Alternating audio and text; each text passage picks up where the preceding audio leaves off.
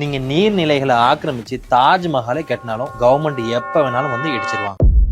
ஆனா இது தெரியாம நிறைய பேர் உங்க லைஃப் சேவிங்ஸை இன்வெஸ்ட் பண்ணிட்டு இருக்கீங்க. நம்ம தமிழ்நாட்டுல மட்டும் இல்ல, ஏன் இந்தியாவிலேயே நிறைய பேர் ஆறு, குளம், கண்மா இப்படி நீர்நிலைகளை ஆக்கிரமிச்சு வீடு கட்டிட்டு இருக்காங்க. என்னமோ அவங்களுக்கு வேற இடமே கிடைக்காத மாதிரி. ஒரு நாள் வரும், ஏன் அது டிசம்பர் மாசமா கூட இருக்கலாம், மழை பெய்யும், ரொம்ப அதிகமா பெய்யும், ஃபிளட் வரும், அப்புறம் என்ன நடக்கும்னு உங்களுக்கே தெரியும். இந்த மாதிரி நீர்நிலைகளை ஆக்கிரமிச்ச இடத்துல நீங்க வீடு கட்டினீங்கன்னா ஃபியூச்சர்ல ரீசேல் இருக்காது. எப்படா வீட்டுக்குள்ள தண்ணி வரும், நீங்க பயத்திலே வாழ்ற மாதிரி தான் இருக்கும். வர்ஸ்ட் கேஸ்ல கவர்மெண்ட் எவிக்ஷன் ஆர்டர் கூட கொடுக்கும். அப்போ அவ்வளவு வருஷத்தோட அவங்களுடைய ஹார்ட் ஒர்க்ஸ், சேவிங்ஸ், ட்ரீம்ஸ் எல்லாமே ஒரு நொடியில நொறுங்கி போயிடும். அந்த வீடை கட்டுனா மட்டும் போதாது, எந்த இடத்துல கட்டுறோன்றது ரொம்ப முக்கியம். நம்மளுடைய அடுத்த தலைமுறை ரொம்ப பாதுகாப்பா வாழ்ற மாதிரி கட்டணும். ஸோ நெக்ஸ்ட் டைம் லேண்ட் வாங்கும்போது ரொம்ப கம்மியா கிடைக்குன்னு வாங்காம மேப்ல, எஃப்எம்பி ஸ்கெட்ச்ல, டிடிசிபி அப்ரூவல் இந்த மாதிரி எல்லாத்தையும் வெரிஃபை பண்ணிட்டு வாங்க. கவர்மெண்ட் வாட்டர் பாடி பஃபர் ஜோன்ல இருக்கான்னு வெரிஃபை பண்ணுங்க. அண்ட் முக்கியமா வாங்கும்போது எக்ஸ்பர்ட் கிட்ட இந்த இடம் வாங்கலாமா வேண்டாமான்னு ஒப்பீனியன் கேட்டுக்கோங்க.